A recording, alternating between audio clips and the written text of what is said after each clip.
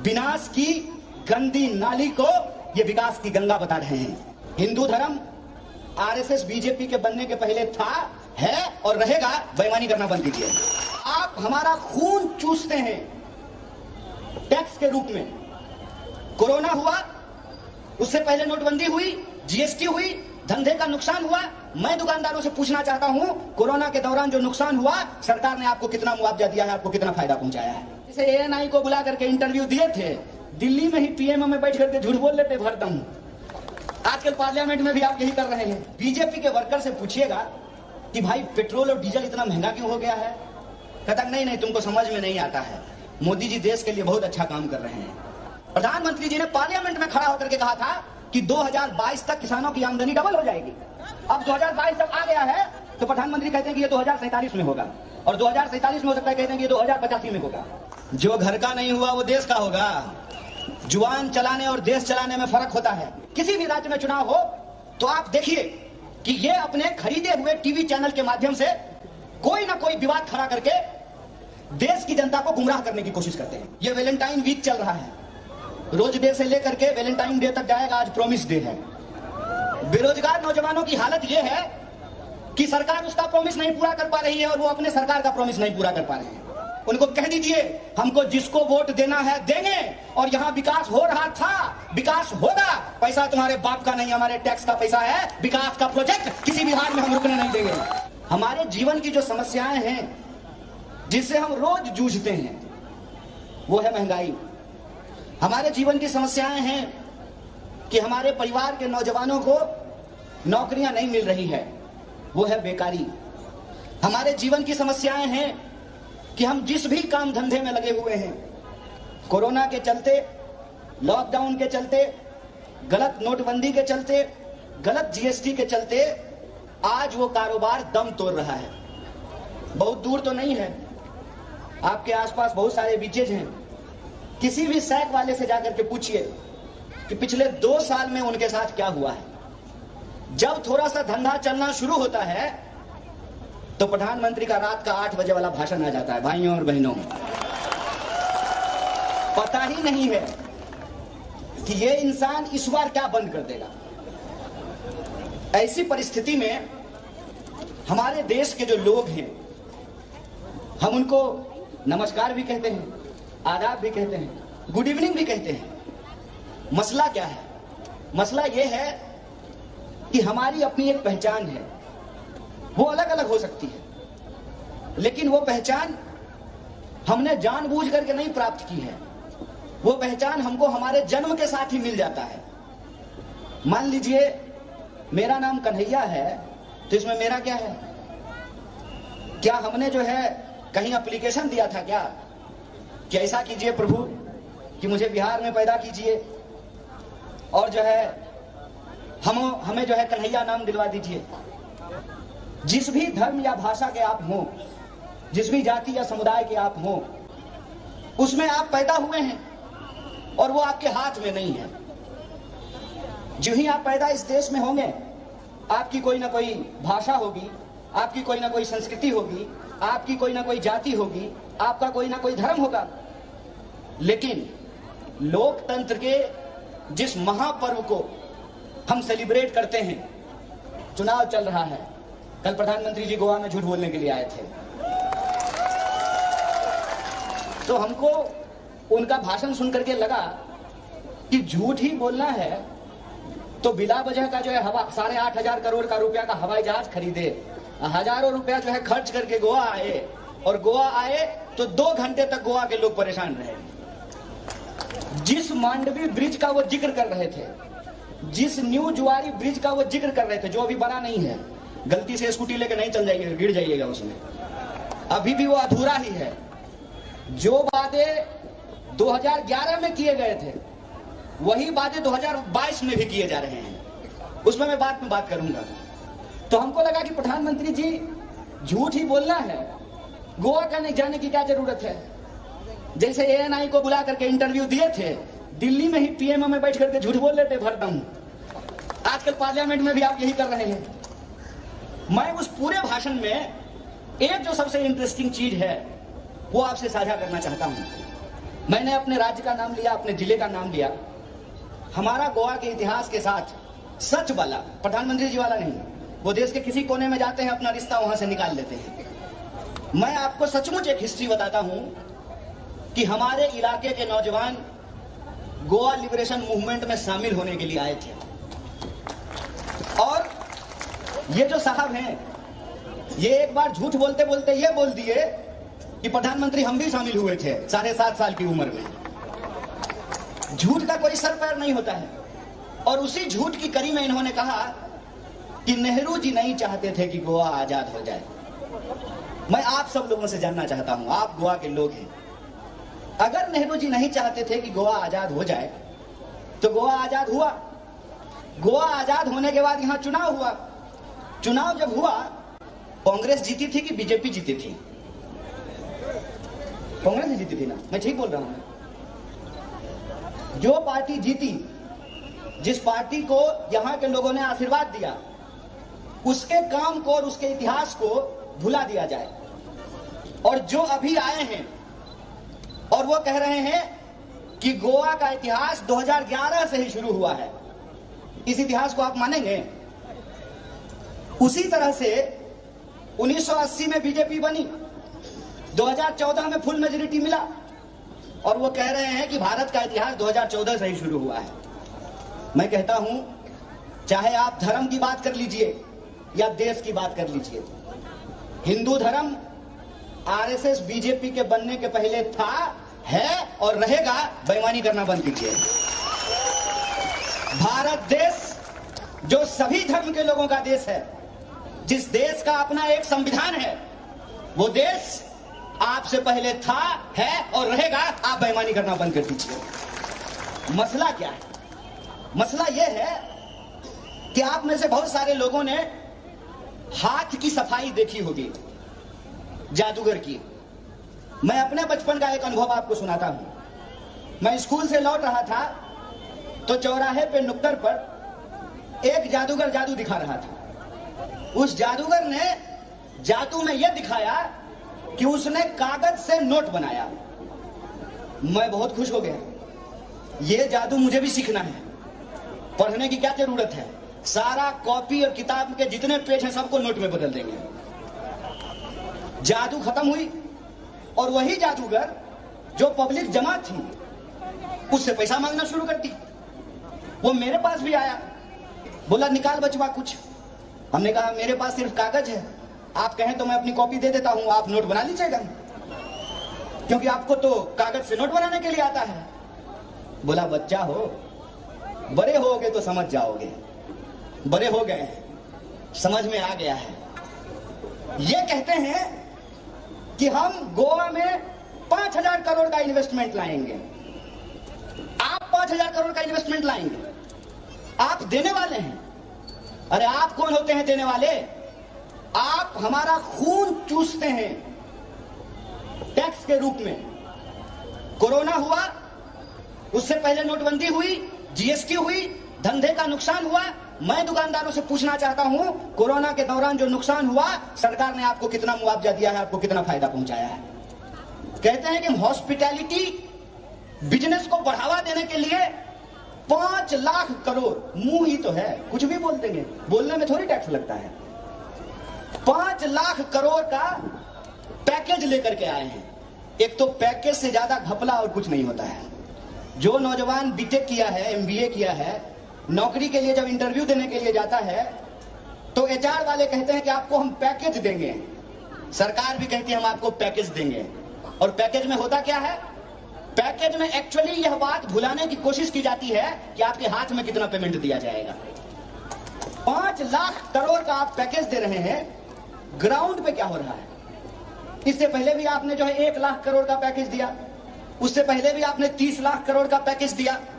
मैं ईमानदारी से आप लोगों से पूछना चाहता हूं, पिछले 2 सालों के भीतर आसमान छूती हुई महंगाई हम जूझ रहे हैं। और जब किसी बीजेपी के वर्कर से पूछिएगा कि भाई पेट्रोल और डीजल इतना महंगा क्यों हो गया है, कहता नहीं तुमको समझ में नहीं आता है, मोदी जी देश के लिए बहुत अच्छा काम कर रहे हैं। जो भी सवाल पूछें उसके जवाब में भाजपा वाले यही कहते हैं। उनसे पूछिए कि हमारे खाते में 15 लाख रुपया क्यों नहीं आया, काला धन वापस क्यों नहीं आया, सारे भ्रष्टाचारी जेल में क्यों नहीं गए, बेरोजगारी क्यों नहीं घटी, किसानों की आमदनी क्यों नहीं बढ़ी।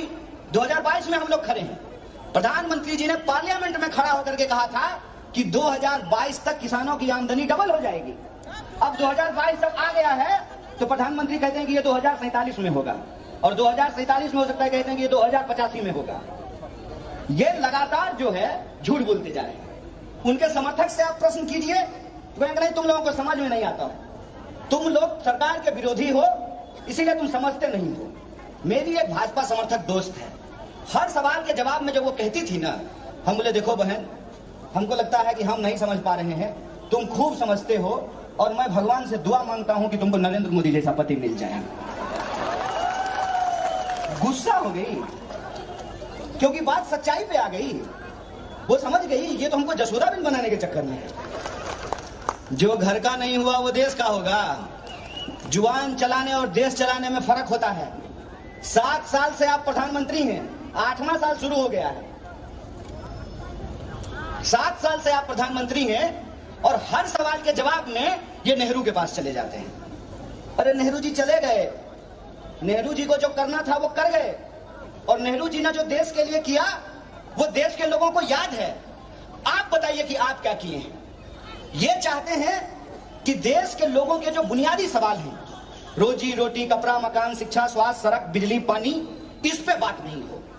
जब भी चुनाव हो तो इसको ये जबरदस्ती धर्म पे ले जाने की कोशिश करते हैं। जब भी किसी भी राज्य में चुनाव हो तो आप देखिए कि ये अपने खरीदे हुए टीवी चैनल के माध्यम से कोई ना कोई विवाद खड़ा करके देश की जनता को गुमराह करने की कोशिश करते हैं।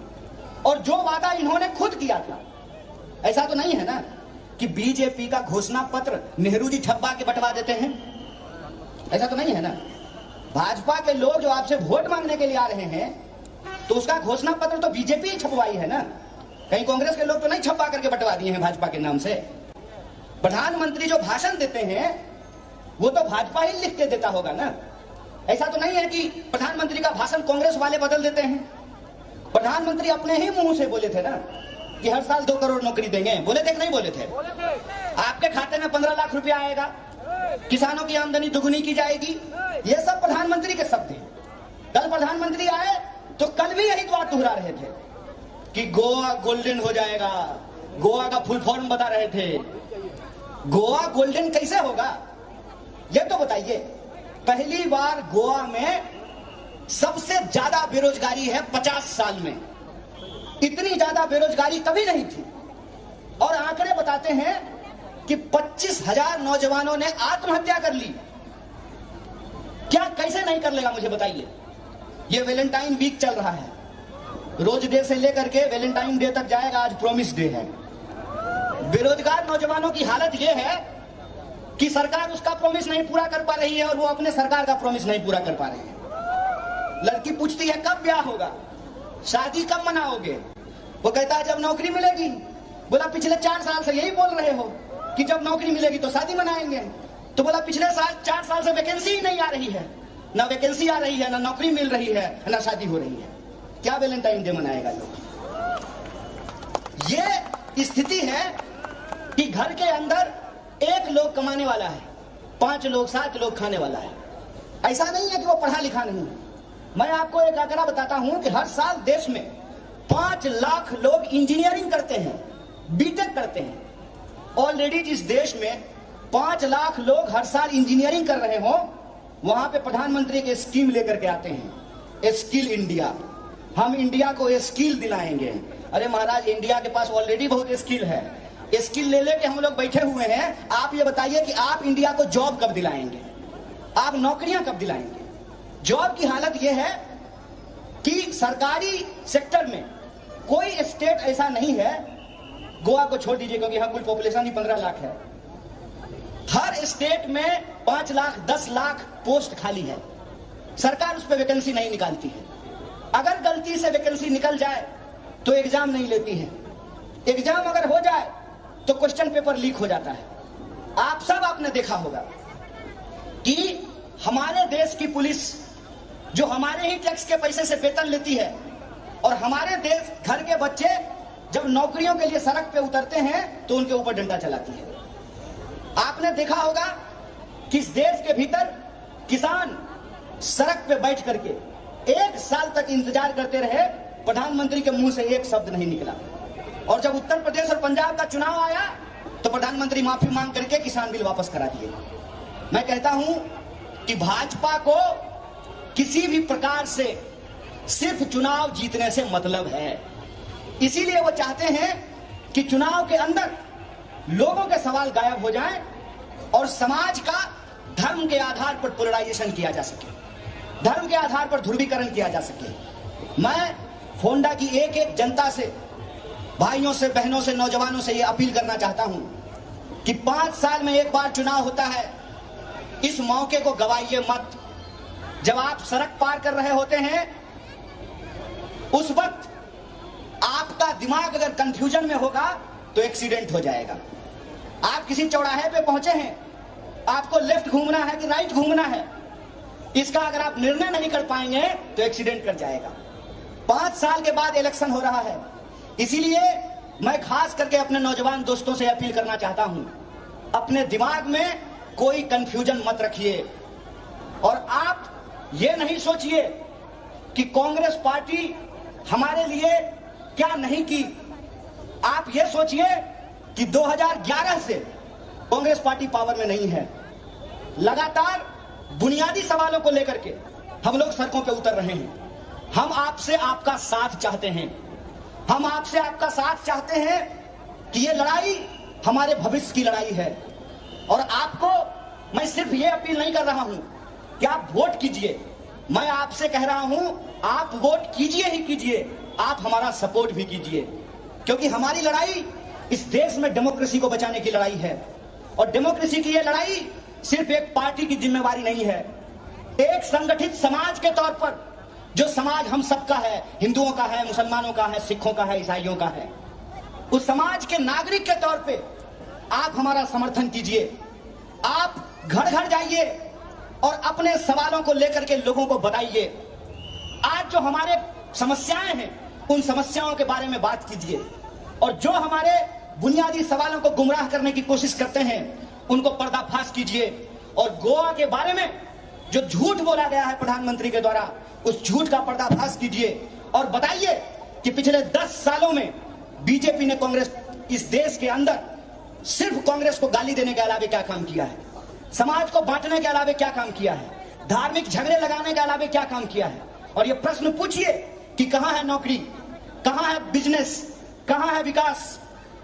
विनाश की गंदी नाली को ये विकास की गंगा बता रहे हैं। ये कह रहे हैं कि हम गोवा को गोल्डन बनाएंगे। प्रधानमंत्री जी, मैं ऐसे स्टेट से आता हूं जिस स्टेट में 20 साल से बीजेपी की सरकार है। कितने साल से? 20 साल से। और आप सब गोवा के लोग हैं, आप मुझे बताइए कि बिहार से आया हुआ इंसान आपको गोवा में मजदूरी करता हुआ दिखता है? नहीं दिखता है। तो 20 साल में बिहार को गोल्डन नहीं बनाए और 5 साल और मांग रहे हैं गोवा के चुनाव में कि गोवा को गोल्डन बना देंगे। झूठ कोई इनसे बोलना सीखे, झूठ बोलने में ये माहिर हैं। मैं कहता हूं गोवा गोल्डन है, गोवा गोल्डन है गोवा के लोगों से। और गोवा के जो गोल्डन लोग हैं उनका जो सवाल है वो चुनाव का मुद्दा होना चाहिए। और उनका सवाल ये है कि हर नौजवान को नौकरी मिलनी चाहिए, पेट्रोल और डीजल 80 रुपए से ज्यादा में नहीं बिकना चाहिए। जो विकास की योजनाएं आधे अधूरी हैं उस विकास की योजनाओं को पूरा किया जाना चाहिए। और टूरिज्म की बात करते हैं, ये मैं कहता हूं टूरिज्म का फायदा भी गोवा के लोगों को तब मिलेगा जब उसमें आपका पार्टिसिपेशन रहेगा। वरना न्यू जुआरी ब्रिज बनने दीजिए, थैला भर भर के व्यापारी आएगा और जबरदस्ती गुंडों के बदौलत आपको आपके घर से निकाल करके आपका जमीन जबरदस्ती खरीद करके ले जाएगा। ये गोवा बनाना चाहते हैं। टूरिज्म विकसित होगा, लेकिन टूरिज्म विकसित तब होगा जब उसमें गोवा के जो मूल निवासी हैं उनका पार्टिसिपेशन होगा। डेवलपमेंट पार्टिसिपेशन से होता है, वो इंक्लूसिव होता है, तब उसका फायदा वहां के लोगों को मिलता है। वरना मैं आपको बता दूं, भारत के किसी भी टूरिस्ट स्पॉट पे चले जाइए, प्लेट साफ करने वाला लोकल और होटल का मालिक किसी और जगह का होता है। हमको ऐसा डेवलपमेंट नहीं चाहिए। इसीलिए मैं आपसे कहना चाहता हूं कि गोवा के लोगों का जो सवाल है वो सवाल रोजी रोजगार का सवाल है, वो सवाल विकास का सवाल है। और ये रोजी रोजगार और विकास का सवाल तभी पूरा होगा जब फियरलेस होकर के हम अपनी जिंदगी को जी सकते हैं, अपने अधिकारों का एक्सरसाइज कर सकते हैं। हमको इस देश के संविधान ने जो अधिकार दिया है उसको हम जीते हुए अपने जीवन को आगे बढ़ा सकते हैं और अपने आने वाली पीढ़ी को बेहतर बना सकते हैं। ये क्या करते हैं, मुद्दों को भटकाने के लिए आज की बात नहीं करते हैं, फ्यूचर की बात नहीं करते हैं, बार बार आपको झूठे इतिहास के दलदल में ले जाते हैं ताकि आपके बच्चे का भविष्य बिगाड़ सकें। इसीलिए मैं आपसे कहता हूं, भाजपा के लोगों से डरने की जरूरत नहीं है।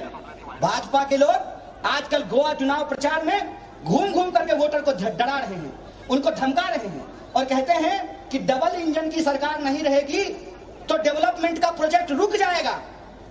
भाजपा के समर्थक गोयंकर को जाकर कहते हैं कि बीजेपी को वोट नहीं दीजिएगा तो जितना डेवलपमेंट का प्रोजेक्ट चल रहा है वो बंद हो जाएगा। तो मैं आपको एक बात कहना चाहता हूं, केरल के एक साथी हमारे बीच में बैठे हुए हैं, आज तक केरल में भाजपा की सरकार नहीं बनी है। क्या केरला डेवलप नहीं है? 20 साल से बिहार में भाजपा की सरकार है, तब भी जो है गोवा के डेवलपमेंट को हम नहीं छू पाए हैं।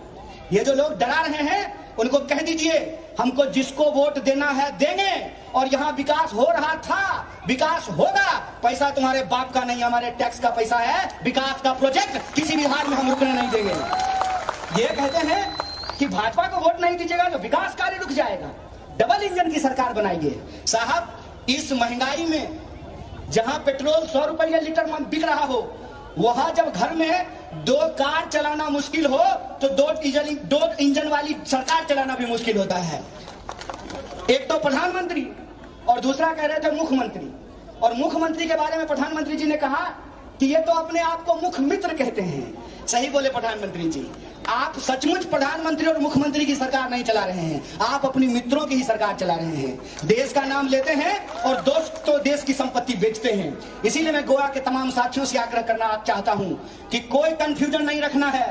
आर पार की लड़ाई है, 5 राज्य में कांग्रेस भाजपा के मुकाबले में खड़ी है, और ये लड़ाई सिर्फ हमारे लिए प्रधानमंत्री और मुख्यमंत्री बनने की लड़ाई नहीं है। ये लड़ाई हमारे लिए इस देश की जो संस्कृति है, इसकी जो एकता है, उसको बचाने की लड़ाई है। इसीलिए मैं गोवा के आप तमाम साथियों से अपील करना चाहता हूं, हमारे 2 प्रत्याशी दोनों आसपास के कॉन्स्टिट्यूशन के आपके बीच में मौजूद हैं, इनको एमएलए की तरह नहीं, कांग्रेस पार्टी के एक सिपाही की तरह वोट दीजिए। और एक बात कहता हूं कि जो कहते हैं कि कांग्रेस के एमएलए जीत करके भाग जाते हैं, देखिए ऐसा है ना कि जिनको भागना होता है ना वही भाग जाते हैं।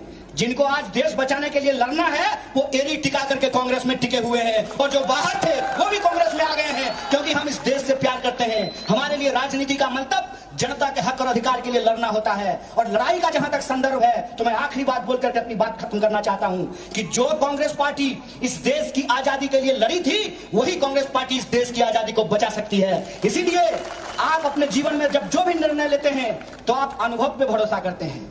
आप उस टेलर के पास कपड़ा बनवाना चाहते हैं जो टेलर 50 साल से आपका कपड़ा बनवा रहा हो। आप उस वकील के पास अपना मुकदमा देना चाहते हैं जो 50 साल से केस लड़ रहा हो। आप उस डॉक्टर के पास दिखाना चाहते हैं जो 50 साल से आपके परिवार को देख रहा हो।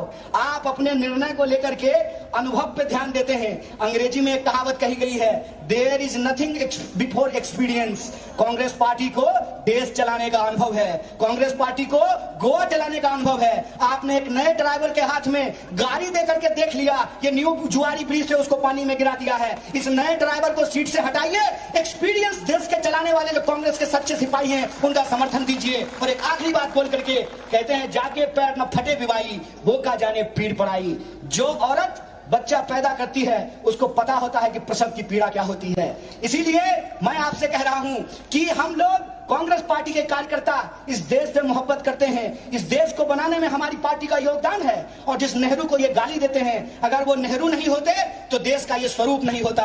आज उस स्वरूप को ये बिगाड़ना चाहते हैं, कपड़ों के नाम पर, धर्म के नाम पर, मंदिर मस्जिद के नाम पर। ये देश को हम बिगड़ने नहीं देंगे। आप अपना समर्थन दीजिए। गोवा से एक संदेशा पूरे भारत को दीजिए कि भारत सबका था, है और सबका रहेगा। इसी आशा विश्वास के साथ कि आपका समर्थन हमको मिलेगा। आप तमाम लोगों का शुक्रिया अदा करता हूं। शुक्रिया। इनकलाब जिंदाबाद, हमारी एकता जिंदाबाद, गोवा की जनता जिंदाबाद।